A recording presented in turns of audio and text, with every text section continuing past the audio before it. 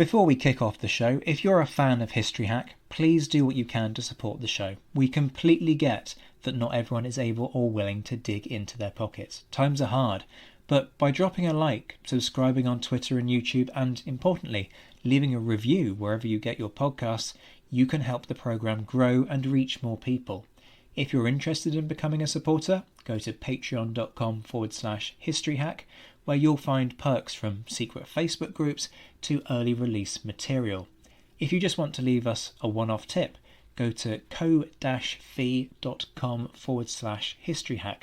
The links are in the description. And whatever form your kind support takes, know that we are massively grateful. Enjoy the show. Hello and welcome to another episode of History Hack. You've just got me, it's Zack, on presenting duties today. So kind of expect the chaos to reign because, hey, the boss lady isn't in the house. And let's be honest, I'm hapless at the best of times. But to save us from the anarchy, we have serving soldier, all-round nice guy, Sean Scullion, joining me. We're going to talk about the Spaniards in the British Army during the Second World War. So an interesting topic, one that we haven't covered in any kind of meaningful depth, I don't think, certainly not to the extent that we'd have liked on the show before. Sean is a Hispanist. He studied Spanish at the University of Nottingham. He was brought up in Spain, in fact, under the Franco regime. There's a whole question that we need to ask there about what that was like. He's secretary of the Royal Engineers Historical Society, secretary of Peninsular War 200, and the Friends of the Lines of Torres Vedras. He's a battlefield tour guide, a specialist in Spanish history and culture, and the Spanish Civil War and the British Army, which is quite a CV. As I pause to gather breath, Sean, how are you doing? I'm doing pretty well, Zach. Thank you very much. Quite a lot of military history I've been involved with in the last 20 years, but now turning back to kind of my alma mater with the Spanish Civil War and the research I'm doing on the Spaniards who served in the British Army in World War II. So before we talk about history, let me just kind of pause for a second and talk about your history, because, you know, growing up under Franco's Spain, what was that like? Yes, it was. And I've often sat down and thought about it. Obviously, at the time, it was just very normal for me. Being in Spain at the end of the Franco dictatorship, and then living in Spain through the transition to democracy after Franco died, and then being in and around a lot of Spanish people who had lived under a regime far longer than I did, it was very different. My brother and I were brought up we were educated in the Spanish way. We were brought up in a Catholic convent school. Spain was dominated, the education system was dominated by the Catholic Church in those days. It had been fully kind of changed by the Franco regime. So that was quite different, you know.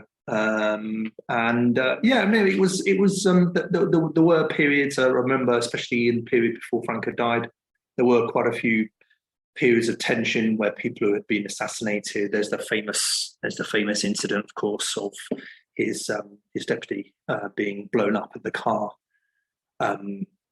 Being blown up so high that it went over the top of a building. They say that was the first Spaniard who ever entered space, jokingly. But things like that, the tensions were certainly there. And then this whole period of kind of freedom suddenly, it has been said that there was not a bottle of champagne to be had in all of Spain when Franco died in November 1975.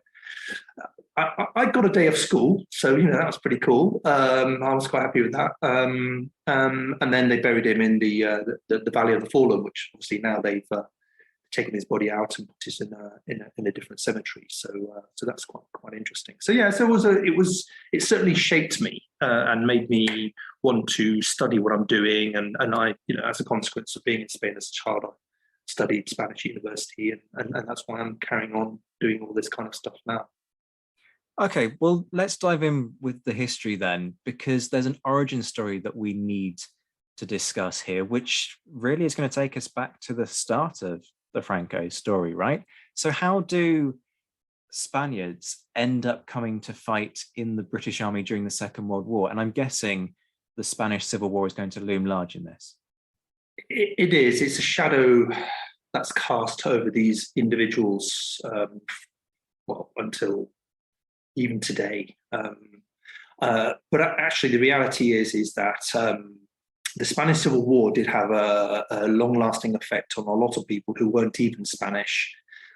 There were a lot of people who were heavily involved in the resistance movements against the Nazi regime, etc., etc. You've got these lots of different resistance movements across Europe, and the foundations of which came from people who've been in the international brigades in Spain. And there's a lot of good stuff written by people like Gildea, etc., who've written extensively on that. But from these Spanish individuals' point of view, we're talking about men of a fighting age who finished the Spanish Civil War in 1939. They had no choice. The Republican Army was defeated. Spain had been fighting a Spanish Civil War for 3 years.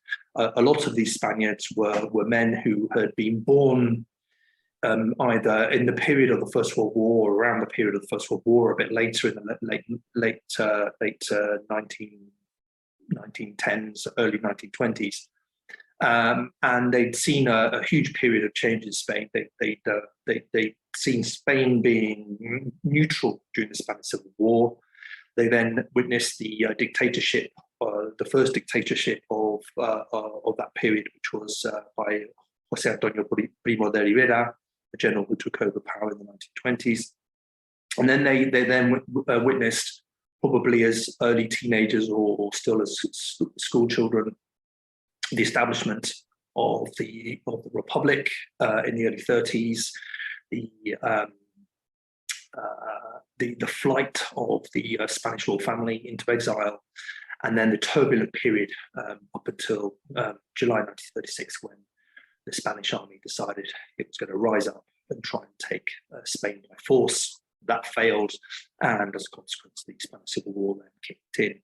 A lot of these people fought on the Republican side in the Spanish Civil War, and then by 1939, early 1939, when the war was coming to an end, we're talking about a thing called La Retirada, the withdrawal into France, where we're talking about 450 to 500,000 Spaniards ending up in southern France, being put into camps, etc. And that's really where the story begins for a lot of these men fighting in uniform beyond the Spanish Civil War. So for those men, obviously this is an age where, today we're used to notions of asylum. These men would quite clearly, in modern day terms, be contenders for seeking asylum, having been forced from their country by the war. But this is 1939. Very, very different circumstances. So what's their reception like in France? Not great. The French were going through a period of turbulence as well in the 1930s. Troisième République was crumbling. Blum was no longer in power. The French started to pass a series of laws anticipating some of the evacuations of other countries in Europe. So they had a lot of the legal elements in place, but actually when nearly 500,000 Spaniards turn up on your doorstep in the space of less than a month, it's a little bit of a shock. I mean, there were five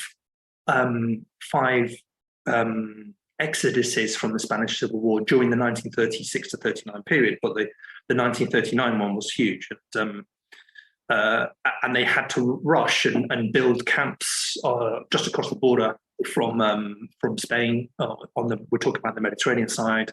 Some of the famous camps were set up very, very quickly in the middle of winter. We're talking January, February, early March 1939, and therefore the French were really caught off guard. But the big problem with all of that was that about 220,000 of those 500,000 were Spanish soldiers who were from the Republican Army. These were the men of fighting age that we will be covering. And a lot of them end up either going across the border as units, and then they get disarmed and then put into holding camps. Quite a lot of these individuals end up being able to to get their families to cross over the border, because by then, obviously, Catalonia is the country that the part of Spain that's really being pushed hard, and that's the last bit of the Spanish Republic fighting that actually ends up having to withdraw into France. So a lot of the families of these soldiers end up, but they all get separated. And so the French end up pushing the families, the older members of families, children, women, into different camps into the interior of France. And these men of a fighting age get held in a lot of these camps along the southern part of France, especially on the Mediterranean side, but further over in places like near Bayonne, but there's a famous camp called Gurs. And then, of course, as that 1939 progresses and the next few months, they build even more camps, and one of the most famous ones is Bacarés, which is not far from Perpignan, and that also becomes a training camp for Spaniards who volunteer to join the French armed forces. So they volunteered to join the French armed forces. Now we have the benefit of hindsight. We know what happens to France in 1940. Yeah. In that sort of spring, a very early summer period. So what's their experience, and how does that then lead us into them joining the British forces? Yeah, so what happens is we're talking April, May 1939, and the French have passed a final ruling in April, 12th of April, I think it is, 1939, where they decide they're going to press these French people of a fighting age into service. And the Spaniards have 5 choices. They can either return to Spain, sorry. They can sign up on a contract to work in agriculture or in industry, mostly the armaments industry, as it turns out. They can volunteer to join labour companies, kind of French version of the Pioneer Corps. These were called Compagnie de Travailleurs Étrangers, so foreign workers' companies. They could join the French Foreign Legion for a period of 5 years, or they could volunteer to join volunteer marching regiments for the duration of the war, duration de la guerre. These were Régiments de Marche de Volontaires Étrangers. And there were 3 of those regiments, each with 4 battalions, I think, set up at the beginning of, starting from the summer of 1939. So it can be quite severe. We're talking about 50 to 55,000 Spaniards already working by the autumn of 1939 in the labour companies, and about 10,000 signing up to join the actual army, whether it be the French Foreign Legion or these volunteer marching battalions. So for them, it's a real shock. But at the same time, actually, quite a lot of them have just been fighting in the Spanish Civil War, so and it's much of the same for them. It's not exactly something that's too different.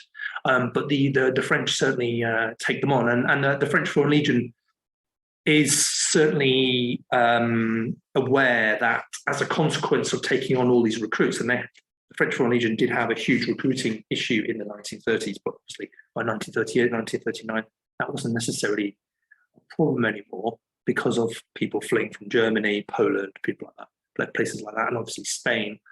I think it's the period of 1939 into early 1940, 40% of those recruited in the French Foreign Legion were Spanish. They only made up a very small percentage of the overall body of the French Foreign Legion, 1 or 2%, but 40% of those recruited were Spanish. So there's quite a lot. It's a bit of a shock to the system.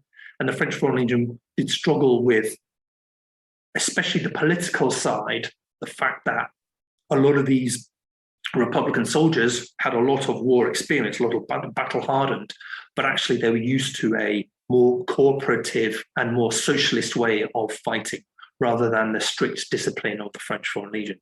So there is this shock of capture in as far as being put in an internment camp. They were called concentration camps by the French, but they're internment camps. And then this hard discipline, this hard kind of regime imposed on them if they were joining units like the French Foreign Legion, or even some of these volunteer marching battalions, because a lot of these volunteer marching battalions were based on the Foreign Legion. They weren't part of the Foreign Legion, but some of them ended up being merged into Foreign Legion regiments. over the next year or so. So yeah, so that's a bit of a shock then for them, and those are the choices they have. So it's it's quite a stark choice, but for them, in order to be able to get out of the camps, those are the choices they have. They know they're not going to be able to go back to Spain. By then, Franco had a very good concentration camp system set up back in Spain, and it was already asking. He started to sign deals with Germany and with Vichy France to be able to deport specifically targeted individuals who were on lists, and some of them did end up being sent back to Spain and were shot. So quite a hard choice to make. How do they end up in British service though? So what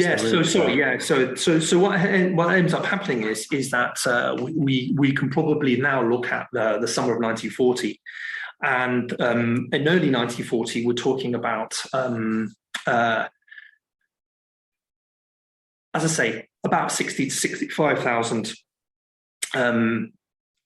65 to 70,000 Spaniards were fighting for France in one way or another in the armed forces, and France gets invaded in May 1940. By that stage, the Spanish made up a company of pioneers as such, a labour company. It's called the 185 Labour Company, that was attached to the British Expeditionary Force. And they worked for the Expeditionary Force, mostly in the Saint-Nazaire area. And then we also have the volunteer marching battalions that have ended up being used on things like the Maginot Line and fighting for the defence of Paris later on in June and things like that. A lot of the volunteer marching battalion individuals end up getting captured or are able to kind of melt into the background in some cases, but a lot of them do end up getting captured, and some of those sadly end up in prison of war / concentration camps in Germany. The story of the 185 Spanish Labour Company is quite interesting. 16 of the individuals in that company are able to get on a ship as it is being evacuated from Saint-Nazaire, which is loaded with Poles, and they're able to get on that ship and travel to the UK, and they then get held in Plymouth at the Citadel for a while. And then they get released to go and join up the Pioneer Corps. And they are held in Westward Ho and end up joining what then becomes #1 Spanish company of the Pioneer Corps. But actually, at the same time as that, we've got to look at the individuals, the Spaniards who signed up for the French Foreign Legion. We've got two large groups of Spaniards who joined the French Foreign Legion. As I said, that you've got the ones who are in the volunteer marching battalions, but also the ones who are just joining the French Foreign Legion itself. And a lot of those end up in what becomes the 13th Half Brigade of the French Foreign Legion. And that ends up fighting in Narvik in May, April, May 1940, and is made up of several hundred Spaniards. And it's a bit of a long story, but in short, they fight in Narvik. They get withdrawn early from Norway in order to fight in France. They come back to the UK briefly, then go to France, land in Brest, are then going forward to fight. Get told, no, it's not going to happen. So they end up withdrawing back to the coast, returning back to the United Kingdom, and they're held in Trenton Park in the Midlands. And this is around the time that, of course, de Gaulle is starting to appear on the scene as well. De Gaulle makes his announcement to rally and for the Free French element to be established. And he makes that call to arms on the 18th of June. And on the 28th of June, he visits Trenton Park to try and drum up support for people to join the Free French. And amongst those legionnaires there are these, several hundred Spaniards. 300 of these Spaniards decide they're going to do a sort of protest, sit down protest whilst the parade is going on with de Gaulle visiting. They then get incarcerated and sent to Stafford Prison. And then there's a lot of hard decisions to be made. A lot of the French Foreign Legionnaires want to return to France or go to Africa, which is obviously where the French Foreign Legion was based, Algeria, etc. So on the 1st, the 13th Brigade half brigade is disbanded, and shortly after, I think it's on the same day or the 2nd, half of that brigade end up getting on a train and going down to Avonmouth to Bristol to then get on a ship to go back to Africa. And the Spaniards are told that they have to go as well. And there's a standoff at the railway station.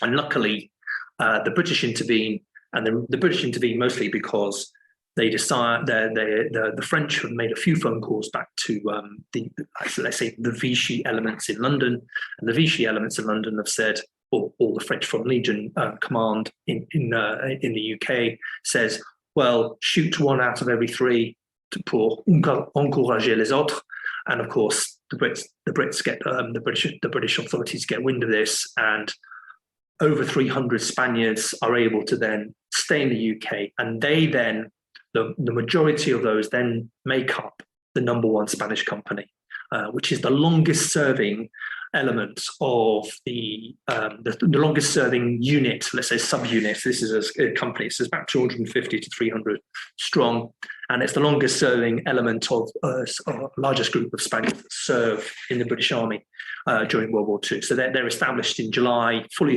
established in Westward Ho in September 1940, and they go on to serve all the way through until the summer of 1946. So and they're quite busy, and they have an interesting story as well. Shortly after that, in December 1940, Britain realizes that the Iberian Peninsula is going to be really important post invasion of France, and Gibraltar is going to play a leading role to allow the Mediterranean to be accessed. And they realize that they're going to need Spanish speakers to help with any kind of guerrilla warfare or fighting behind enemy lines should the Germans invade the Iberian Peninsula and try and attack Gibraltar on the ground. So Hugh Quinnell, who had been a solicitor, he gets approached, gets a commission, and is then becomes a member of the SOE in 1940, and is then put in charge of H section, which is the section that deals with the Iberian Peninsula. And he visits the barracks in which the #1 Spanish company are based in Plymouth in early December 1940. And the first group of sconces, and these are the agents that are going to be trained, start their training. And over the course of the end of 1940, the whole of 1941, most of 1942 and into 1943, 140 odd of the Spaniards in #1, the Spanish company, end up getting trained by the SOE in order to become these people who are going to fight behind enemy lines.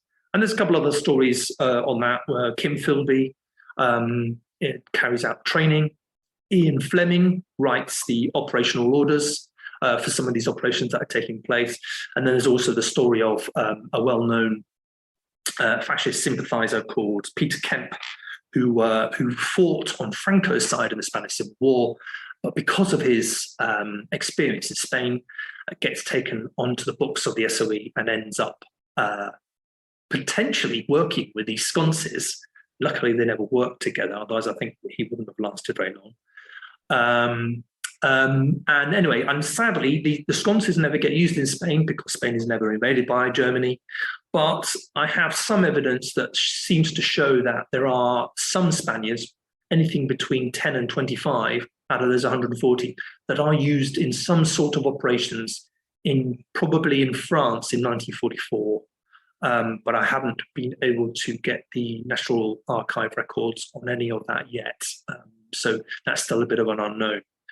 But the company carries on training in the UK. It becomes a forestry, specializes in forestry, does a lot of work on the defenses when there's the potential invasion of Britain, late 1940, early 41. Does a lot of work on forestry, works with the New Zealanders. There's a couple of New Zealand forestry companies that come over to the UK, works with them.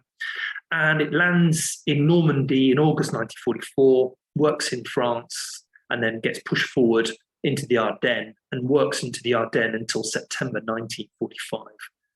Returns back to the UK and is disbanded in 1946.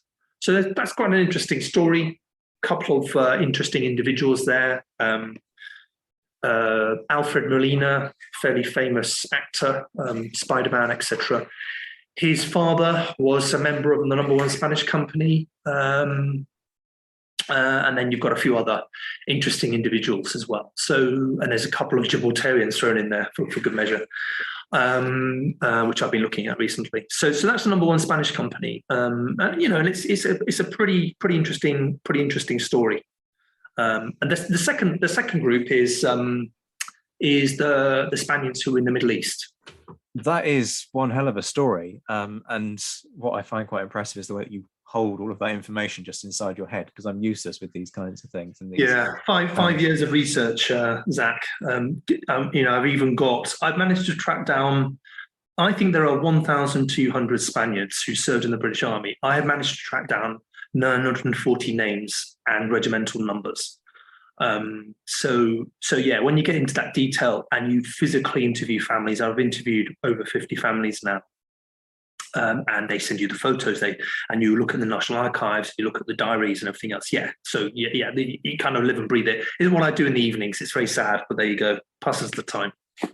Hey, I'm a crime and punishment nerd. I understand that need to dig into people's stories. A bit of kind of crime and punishment with the Spanish as well. They did get up to shenanigans quite often. Yeah, I think everybody seems to get up involved in shenanigans at one time or another. It's remarkable how many of these stories end up falling out of research. But you mentioned there's a second group.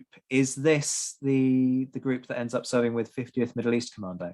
Yeah, so 50 Middle East Commando. I was telling you about these Bataillons de Marche de Volontaires Étrangers, these volunteer battalions. Well, some of them get subsumed into the French Foreign Legion because they're established quite late in 1940, before the war kicks off, or before the invasion kicks off and France capitulates. And a lot of them, because obviously French Foreign Legion training center was in North Africa, a lot of them end up getting subsumed into these Foreign Legion regiments and then get sent out and about. And one of them is the first battalion of 23 of the 23rd Regiment, so the Premier Bataillon of the 23e Régiment de Volontaires Étrangers, and that gets sent to Syria. And it then becomes the 11th battalion of one of the French Foreign Legion regiments out there. And what happens basically is that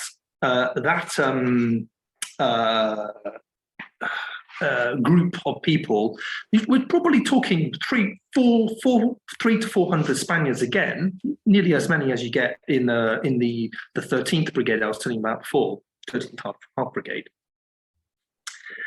This 11th battalion is pretty much very, very much filled with Spaniards, and they get sent to Beirut. They arrive in Beirut, and then they go to a place called Baalbek. And then the summer of 1940 happens, and obviously there's a lot of uncertainty. And you've got a lot of the Spaniards realize that they're going to be handed over to the Germans or something like that, So they try and escape, and a lot of them get imprisoned and can't escape. Homs, there's a load of them in Homs. Obviously, we know a lot about Homs from the Syria conflict over the last 10 years, but a lot of them get imprisoned in Homs. But it turns out that 63 of them in total are able to get away. There's a group of about 50. They manage to commandeer a couple of trucks. And there's a good little story of when they get to the Palestinian border, they're able to get across the border because one of the Spaniards jumps out of his truck and smashes the border guard with his rifle butt on his shins, and then they just drive through the barrier. And that's a guy called Joaquin Fajardo. Joaquin Fajardo's son, Tony, has helped me a lot with the 50 Middle East Brigades, Middle East and Commando stuff. So that's really good. Anyway, that's that group 50. And then there's two groups of half a dozen or so who are able to escape on foot. And not being able to fully get into the detail on this, but I'm fairly sure that the 50 were from the 11th Battalion, and the 2 groups of 6 or so were pure French Foreign Legion, in as far as they were from the volunteer battalion. Anyway, they all end up in Egypt. They're interviewed, and they get put on the books of 1st 5th Battalion of the Queen's Royal Regiment, West Surrey. Pretty much straight away, and we're talking July 1940 here. There's 3 groups assigned on to the Queen's Royal Regiment. I think it's July, August, and early September. But by early September, the Middle East Commandos are being established. And there's a major, soon-to-be Lieutenant Colonel, a guy called Royal Engineer Major, soon-to-be Lieutenant Colonel called George Young, who ends up interviewing, along with some of his other officers, the Spaniards, and they get taken onto the books of the newly established 50 Middle East Commando. And then they get straight into training. And soon after that, in October and then November, 51 Middle East Commando and then 52 Middle East Commandos are set up.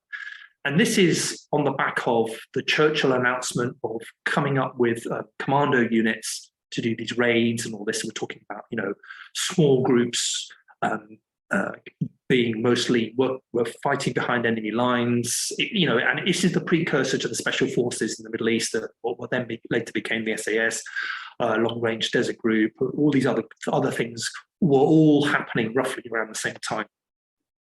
So the Spaniards end up making up a large portion of one of the subunits in 50 Middle East Commando. And Lieutenant Colonel George Young then hands over command of 50 Middle East Commando. They then end up being sent out, and they have a bit of a frustrating period between November and March. March 1941, because it's literally on the boat, off the boat when it comes to operations. Some of the operations happen, some of the operations don't. Things get cancelled at the last minute. One of the biggest problems is, of course, you don't have a predominance of amphibious craft in those days, landing craft. It's all a relatively new thing. So they're getting on and off ships. The Royal Navy is not necessarily always comfortable with certain operations, because obviously with the invasion of Greece, etc., Germany is very much dominating the air, and therefore there's a big threat there for the Navy.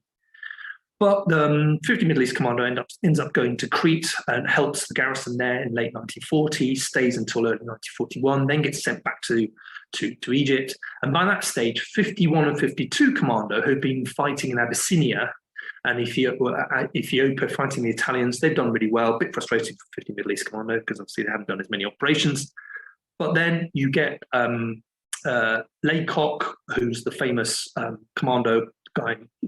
He sets up Lay Force, and Lay Force is made up of 4 battalions, and A, B, C, and D Battalion. And D Battalion ends up being a mixture of 50 Middle East Commando and 52 Middle East Commandos because of injuries and illness and people being sent back to units, because these are all volunteers from different units who made up these individuals in these units. So they become D Battalion of Lay Force. Anyway, end of May 1941, Crete happens. The Germans invade Crete by the air, and Lay Force is put into action.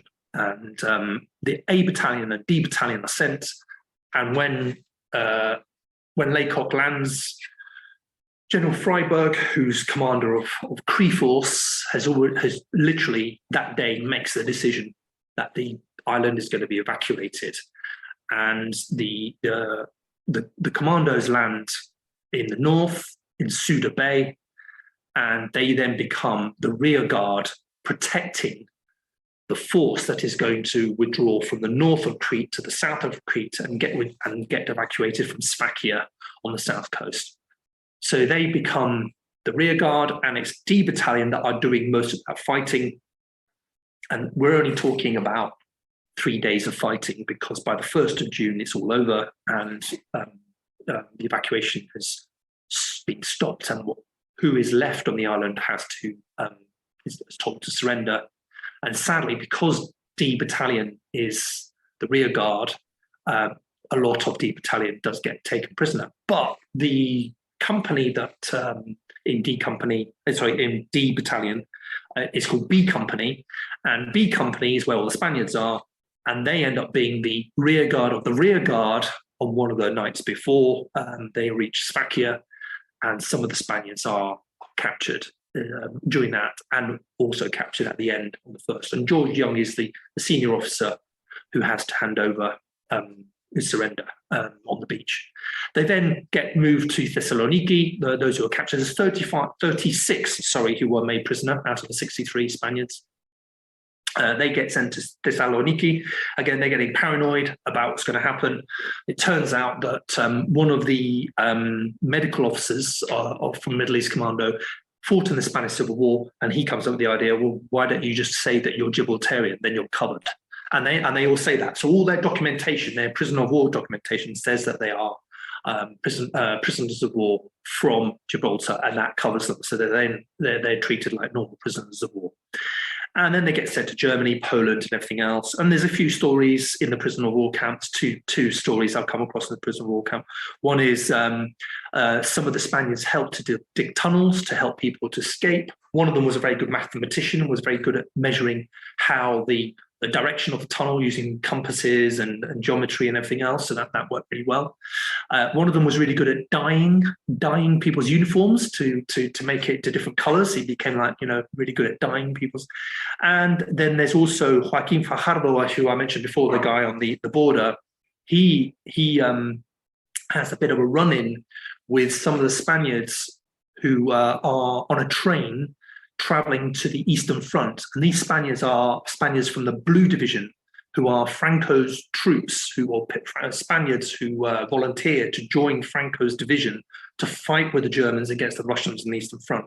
And Joaquin Fajardo comes across them and starts throwing stones and things at the train as it's going by.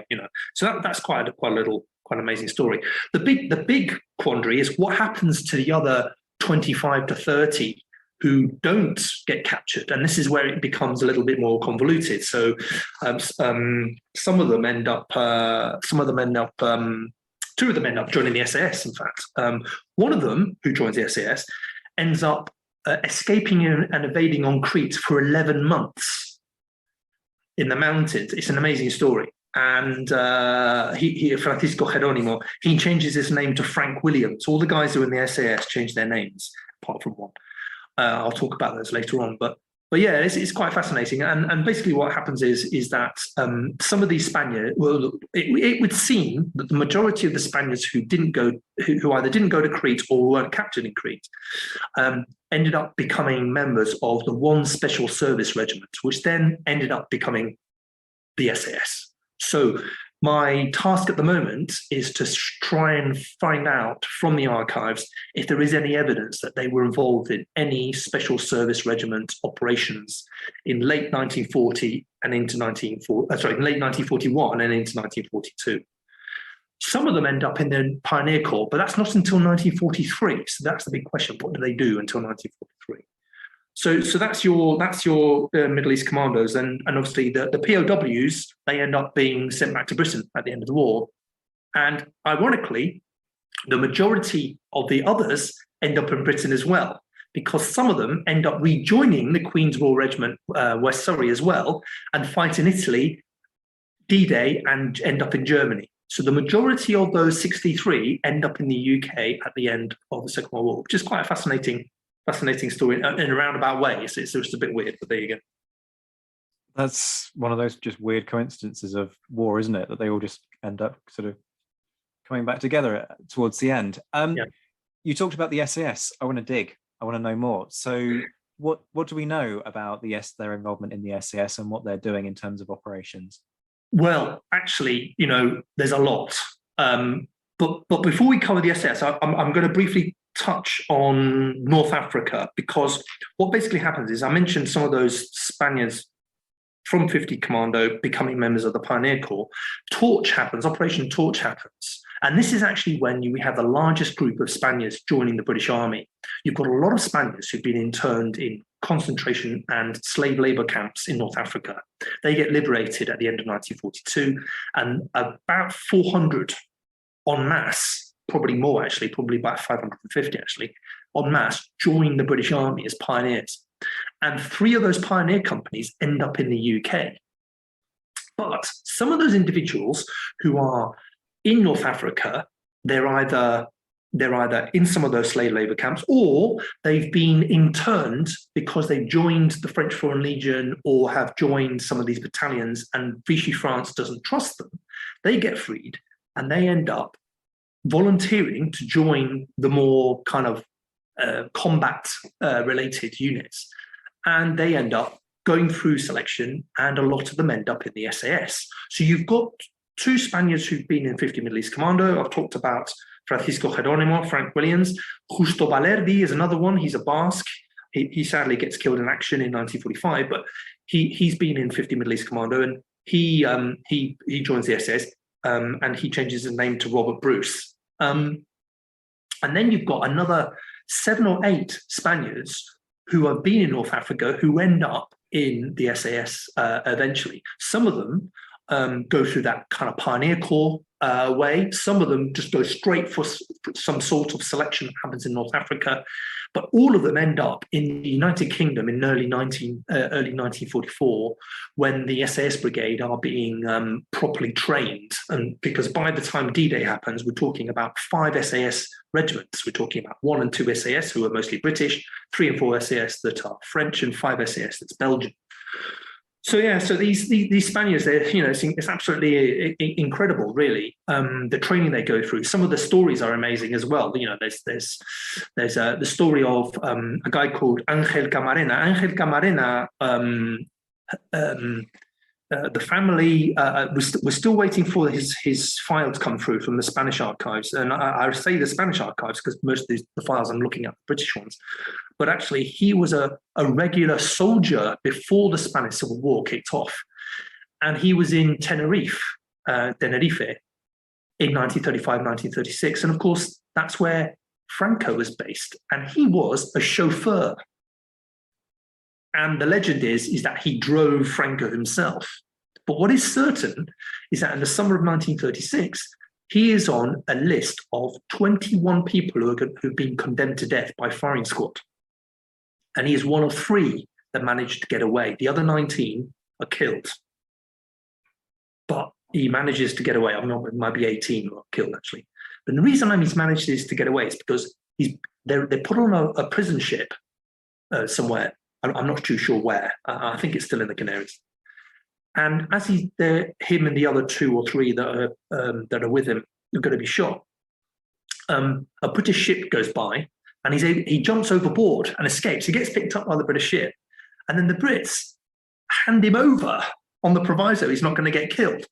He gets put into a slave labor concentration camp in Morocco, and then ends up being interned until 1941. 1941 is when Franco does his first amnesty for prisoners from the Spanish Civil War. He returns back to Spain, realizes Spain is obviously not for him, and then he finds out about Torch. He gets over to North Africa, joins the Pioneer Corps, goes through SAS selection, and becomes a member of 2nd SAS. So he's typical of some of the others, So yeah, so they go through training in early 1944, and then these members of 2nd SAS. 2nd SAS had a few other nationalities in it as well, not just Spaniards. Obviously, there were Poles, there were other Eastern Europeans as well in there. But these Spaniards, and there were Spaniards in 3rd and 4th SAS as well, because they'd been in the Free French Army, decided to join de Gaulle, ended up joining 3rd and 4th SAS. So yeah, so they go through all their training, and they get dropped behind enemy lines after D-Day. There's lots of operations in North Africa. The Spaniards are involved in several operations in France in 1944. One of those operations is it's quite an interesting one. There's a guy who ends up being called John Coleman, who changes his name to, and he gets dropped behind enemy lines, part of an SAS operation in the more towards the south of France. And he's a corporal. He ends up leading a team, and they attack a German position, etc., etc. So there's lots of little stories like that. But actually, probably the most exciting story with the SAS guys is is Operation Tombola. Operation Tombola was an audacious raiding attack behind the German lines in northern Italy in March, April, May 1945. And there were 3 Spaniards who were involved in that operation, which is absolutely fascinating. One of them was Justo Valerdi, and he died on that operation. The other one was Francisco Geronimo, Frank Williams, and the third person is a guy called Rafael Ramos. Rafael Ramos is the only person who doesn't change his name. He was called Ralph. They just called him Ralph. So that kind of works. And Tombola is an amazing operation. It's one of these operations that you couldn't make it up. There's a famous, probably infamous member of the SAS called Roy Faran. He became infamous later because he was supposedly involved in atrocities in Palestine after the war. I haven't read up on that, so I don't know. But he was a major at the time. He was commanding the squadron that was sent from 2nd SAS to support operations behind enemy lines in Italy at the end of 1944, 1945. And he decides that Operation Tombola needs to take place. They managed to track down through SOE, partisans, etc., that in the northern part or northern area of Italy, north of the Gothic line, which is the final kind of stopping line that the Germans have put together, there was a corps headquarters. They managed to track down corps headquarters through the kind of Italian espionage, etc. And he decided they were going to do a series of attacks and raids. And one of those attacks and raids, part of Tombola, was the attack on his headquarters. So the majority of the SAS members of that operation get parachuted in, and Roy Faran's one of them. He's not actually supposed to be doing it, but he accidentally falls out of an aeroplane with a parachute, obviously. And he joins them and he leads the operation. And it's such a success that actually he gets a commendation from the Americans, and therefore he can't be called Marshal. But what happens is that Rafael Ramos has an amazing story linked in with this operation, mostly because an operation had happened in January, February, not too far away from the operational area of Tombola, called Gallia. And Gallia lost contact with the Allied headquarters, the Special Forces headquarters, and therefore the decision was made to send these a very small group of 3 SAS, one of them being a radio operator, to patrol in, go through enemy lines, and go and track down Gallia to help re-establish communications. So Rafael Ramos is one of those people because he can speak Italian pretty well because of his Spanish. So they walk, and it's a long way. And this is winter, it's snow, it's everything else. They managed to meet up with the Gallia operation. Their separate operations called Break 2. So Break 2 then meets up with Gallia. They then take part in the last few days of the Gallia operation. And as they're about to leave and go back behind the enemy, back to the Allied lines, they get told, no, you're going to meet up with Tombola, several miles away, and be part of that operation. So they then walk still behind enemy lines all the way and meet up with Tombola. So Rafael Ramos, does that. But what's even more fascinating is when the attack goes into this corps headquarters, and the attack is led. The attack starts by hopefully using a bazooka to attack the main entrance to one of these 2 villas that they're attacking. They're attacking these 2 villas. The bazooka doesn't work, so they then kind of get in and do it a different way. However, everything has bagpipes playing in the background. Roy Faran decides he gets hold of a piper who's having a rest. The piper gets given parachute training last minute, gets parachuted in on his own, joins the SAS guys, and he's piping away Highland Laddie as the attack's going in. And the idea of that is so that there are no reprisals against the local population, because part of the attack you've got partisans, you've got Italian resistance, you've also got Russians involved in this. I mean, you couldn't make it up. It is honestly an amazing operation. But what makes it even more amazing is some people were really, really conspicuous gallantry, in this operation. And one of those is Rafael Ramos. So not only has he walked for 6 weeks with a heavy load, done 2 operations, he is part of one of the main attacks into the main headquarter villa. He goes in, he personally dispatches 6 Germans single-handedly. One of the captains is injured. He carries him over his shoulder out of the building. Then he goes back into the building, carries on fighting. When the fighting is over, he and another SAS trooper put this captain on a ladder, and they escape and evade, because then they have to all disappear into the woods kind of thing. They escape and evade for 2 days from the Germans with this heavy 10 stone plus British officer on a ladder, and they rejoin the SAS at the end, and he gets the military medal for that. So that's an amazing story. So the SAS, and then obviously second SAS, or the whole of the SAS, was disbanded at the end of the war. But there's plenty of other stories like that with the Spaniards, and they really do. And they all the Spaniards who end up in the SAS all end up back in the United Kingdom. A lot of them end up settling down in the United Kingdom. Rafael Ramos, I've spoken to his daughter a lot. He ends up marrying a lady from the Czech Republic, Czechoslovakia as it was called then. Amazing story. Her story is amazing because she kind of manages to escape there as well. That her country.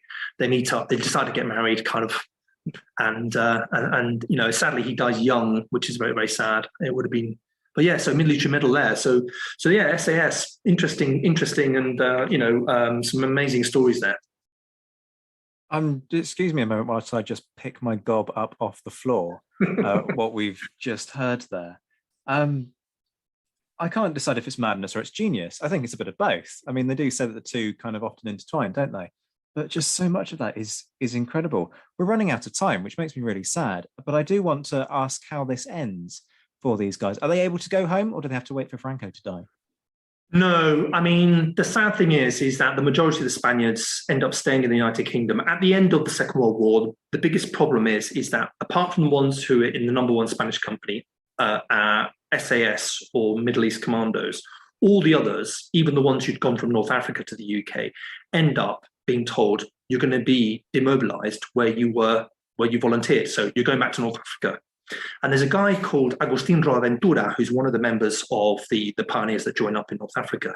And he is one of the spokespeople for the Spaniards, and he gets heavily involved in deliberations with the British authorities, because by the time the war finishes, we're talking about a Labour government that's in power, and they're able. It's annotated that there are several speeches in the Houses of Parliament that talk about supporting the Spaniards. So a lot of them end up staying and settling down. Some of them end up marrying other Spaniards, because they were ironically, I'm trying to do a bit of an audit of how many of them ended up marrying Basque refugee children, because there were lots of Basque refugee children that ended up staying in the United Kingdom in the Second World War. And quite a lot of them end up marrying British as well, settling down. A lot of them end up in London, quite a few in Wales, Birmingham, quite a lot in Birmingham, the Midlands, industrial area. Some of the stories after the war are quite amazing. They set up a Spanish ex-servicemen's association. They lay wreaths at the cenotaph and all of that. They get involved very much in the fight against Franco still. In exile, you've got this joining of Spanish exiles from the Spanish Civil War and Spanish exiles who've been in the British Army, and they kind of meet finally at the end of the war, because they hadn't really crossed paths that much. And then a lot of them the majority can't go back to Spain. They don't go back to Spain until after Franco dies in 1975. And quite a few of them end up going back to Spain and, haven't seen their families or their parents or their brothers and sisters or whatever it might be, for over 40 years in some cases. It's quite an incredible story. It's a story that needs telling because nobody really knows about it. And there is this community of exiled Spaniards that very well established. Michael Portillo's father was one of them, very famous, in Britain. and people like Paul Preston and people like that have always, fought that corner. And there are a lot of people in Britain who do understand this, but not many people know that there were British soldiers who were actually Spanish, fighting in the Second World War. So I think that's something that it's important to talk about. Sean, this has been fascinating. Thank you for bringing it all to life for us, and thank you for just sort of kind of opening up all the contents of your brain on this, because it's been such a ride through it. You're working on a book, aren't you? Is that? I am, yeah. So I'm on Twitter. People can catch me on Twitter. I do the odd tweets. But yes, I'm working on a book. My plan had been to try and finish it this year. I'm still hopefully planning on finishing it this year, but it'll be more towards the end rather than earlier in the year. But yeah, the plan is that this book will be something that tells the story of those Spaniards generally and gives everybody a good feel for things. And then hopefully that'll lead on to other projects where I'll talk in a bit more detail about specific groups. And how can people find you on Twitter? What's your handle? Sean_F_Scullion. That's it. So you'll find me on there. I end up tweeting quite often about stuff. That and mountains mostly.